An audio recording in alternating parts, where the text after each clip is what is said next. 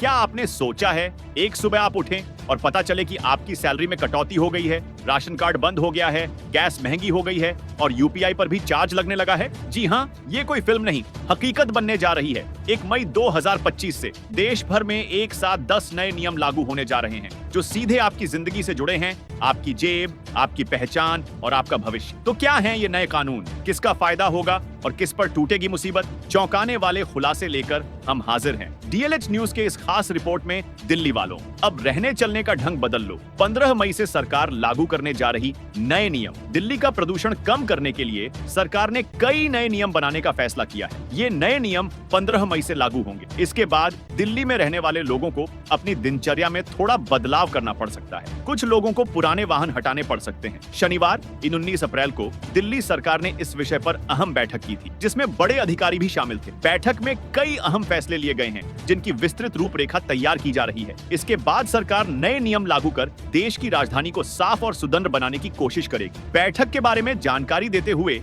दिल्ली सरकार के मंत्री मनजिंदर सिंह सिरसा ने एक्स पर लिखा, राजौरी गार्डन में अवैध निर्माण, प्रदूषण फैलाने वाले प्रतिष्ठानों और अतिक्रमण से निपटने के लिए रणनीति और कार्रवाई पर चर्चा करने के लिए जिला मजिस्ट्रेट पश्चिम कार्यालय में MCD, PWD, DJB, BSES, DUSIB और आईएफसी के अधिकारियों के साथ एक उपयोगी बैठक आयोजित। मुख्यमंत्री के रेखा गुप्ता जी के नेतृत्व में हम निवासियों के लिए बेहतर सड़क, जल निकासी, पानी, बिजली और स्वच्छता सेवाओं के लिए समन्वित प्रयास करने के लिए प्रतिबद्ध हैं। अब फ्लैट बुकिंग के समय ही होगा, रजिस्ट्रेशन भरनी होगी। Stamp duty. ग्रेटर नोएडा प्राधिकरण ने फ्लैट बुकिंग की प्रक्रिया में बड़ा बदलाव करते हुए अब स्टैंप ड्यूटी को अनिवार्य कर दिया है। अब किसी भी नए हाउसिंग प्रोजेक्ट में फ्लैट बुक करते समय ही उसका रजिस्ट्रेशन कराना होगा और स्टैंप ड्यूटी भरनी होगी। पहले प्रोजेक्ट के पूरा होने के बाद फ्लैट का रजिस्ट्रेशन होता था। हालांकि बिल्डरों को यह नया नियम पसंद नहीं आया है। उनका कहना है कि बुकिंग रद्द करने पर चुकाई गई स्टैंप ड्यूटी वापस कैसे मिलेगी, इसके बारे में कुछ नहीं बताया गया है। नए नियम के तहत बिल्डर को अब फ्लैट की कुल कीमत का 10% भुगतान मिलने के बाद खरीदार के साथ एग्रीमेंट टू सेल रजिस्टर्ड कराना होगा और फ्लैट के मूल्य के अनुसार स्टैंप ड्यूटी देनी होगी। वहीं फ्लैट हैंडओवर के समय एक 100 रुपए के स्टैंप पेपर पर पोजेशन डीड साइन की जाएगी। प्राधिकरण का कहना है कि इस नियम से फ्लैट खरीदने वालों को फायदा होगा और बिना रजिस्ट्री के फ्लैट ट्रांसफर होने की समस्या रुकेगी। स्टैंप ड्यूटी आमतौर पर फ्लैट की कुल कीमत का 6% से 7% तक होती है। भारतीय रिजर्व बैंक ने नाबालिगों के लिए बैंक अकाउंट के नए नियम 2025 जारी किए हैं। अब 10 साल से अधिक उम्र के बच्चे भी अपने बैंक अकाउंट का स्वतंत्रता पूर्वक संचालन कर सकेंगे। आरबीआई के नए नियम 1 जुलाई 2025 से लागू होंगे। बच्चों के लिए बैंक अकाउंट के नए नियम क्या है, इन खातों को कैसे खोला जाए, नियम और शर्त क्या है, जैसी सभी जानकारियां जानते हैं। आरबीआई के नए नियम के अनुसार 10 साल या इससे अधिक उम्र के नाबालिग स्वतंत्र रूप से अपने बचत या सावधि जमा खाता को ओपन कर सकते हैं और उनका संचालन कर सकते हैं। 10 साल से कम उम्र के बच्चों के लिए नियम।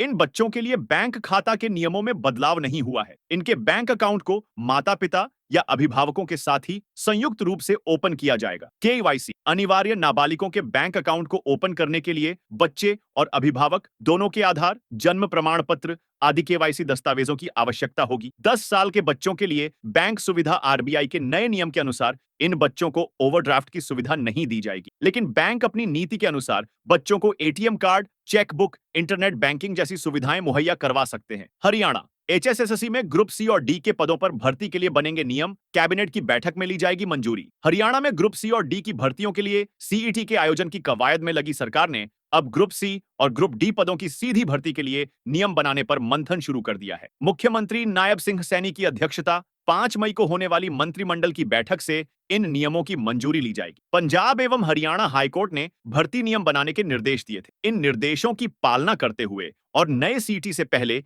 इन नियमों को मंजूरी के बाद अधिसूचित किया जाएगा। न नियमों को हरियाणा कर्मचारी चयन आयोग भर्ती प्रक्रिया नियम 2025 कहा जाएगा। हरियाणा कर्मचारी चयन आयोग के जरिए ग्रुप सी और ग्रुप डी के जिन पदों की सीधी भर्ती होनी है, उनके लिए ये नियम बनाए जाएंगे। सरकार के नियंत्रण वाले सभी विभागों और सरकारी संगठनों के प्रमुख ग्रुप सी के खाली पदों के लिए अपनी मांगें संबंधित सेवा नियमों में दिए गए पात्रता मानदंडों के साथ निर्धारित प्रारूप में हरियाणा कर्मचारी चयन आयोग को प्रस्तुत कर 10 लाख रुपए से अधिक कीमत वाले सभी लग्जरी आइटम्स पर लगेगा। 1% टीसीएस जान लें। नए नियम। केंद्रीय प्रत्यक्ष कर बोर्ड सीबीडीटी ने 10 लाख रुपए से अधिक कीमत वाली लग्जरी आइटम्स जैसे कलाई घड़ी, हैंडबैग, धूप का चश्मा, जूते और स्पोर्ट्स वियर पर 1% टैक्स कलेक्शन 8 सोर्स टीसीएस को तत्काल प्रभाव से लागू किया है। नए नियमों को लेकर एक नोटिफिकेशन जारी किया गया है, जिसके तहत आर्ट से जुड़ी वस्तुएं जैसे पेंटिंग और मूर्तियां, नौकाएं, होम थिएटर सिस्टम और रेसिंग या पोलो के लिए घोड़े भी इस लिस्ट का हिस्सा है। सीबीडीटी नोटिफिकेशन में कहा गया है कि लग्जरी वस्तुओं की इस लिस्ट पर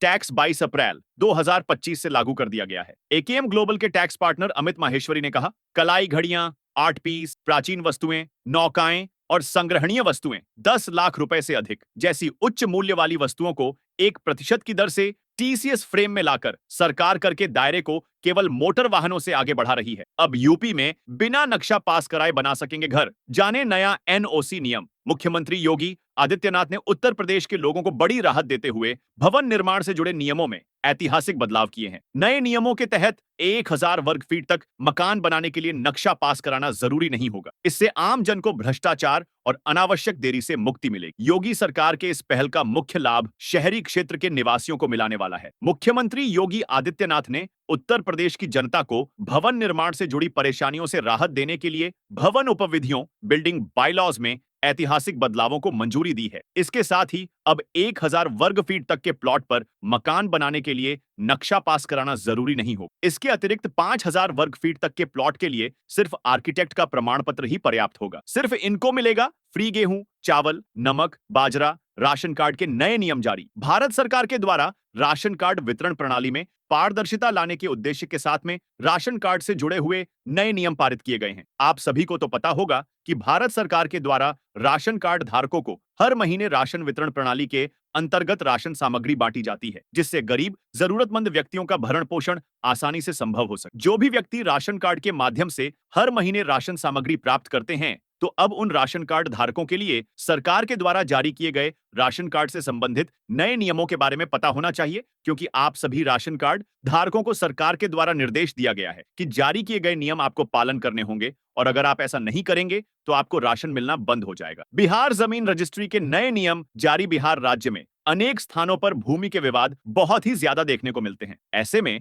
इस समस्या का समाधान करने के लिए सरकार के द्वारा अनेक प्रकार के महत्वपूर्ण कदम उठाए जाते हैं और नवीनतम नियमों को लागू किया जाता है ताकि विवादों में कमी देखने को मिले। ऐसे में इस बार बिहार राज्य सरकार के द्वारा रजिस्ट्री प्रक्रिया को सरल और पारदर्शी बनाने के लिए तथा विवादों को कम करने के लिए अनेक महत्वपूर्ण नियम लागू किए हैं। वहीं दूसरी तरफ नियमों की वजह से नागरिकों को बहुत ही ज्यादा फायदे भी देखने को मिलेंगे तथा नागरिकों की अनेक प्रकार की समस्याओं का समाधान भी होगा, जिसमें सबसे बड़ा फायदा यह होगा कि आम लोगों को रजिस्ट्री में होने वाली दिक्कतों का सामना नहीं करना पड़ेगा। वहीं दूसरी तरफ रजिस्ट्री करवाने के लिए कार्यालय के चक्कर नहीं काटने पड़ेंगे। ऐसे में जो भी बिहार राज्य के निवासी हैं, उन सभी को जमीन रजिस्ट्री के नियमों की जानकारी जरूर जान लेनी चाहिए। एनपीएस खाता धारकों के लिए देश छोड़ने को लेकर नए नियम का ऐलान। क्या होगा बदलाव? एनपीएस यानी नेशनल पेंशन स्कीम पहले खास तौर पर केंद्रीय कर्मचारियों के लिए शुरू की गई थी, लेकिन बाद में इसे पब्लिक के लिए भी शुरू कर दिया गया है। एनपीएस स्कीम के तहत व्यक्ति रिटायर होने के बाद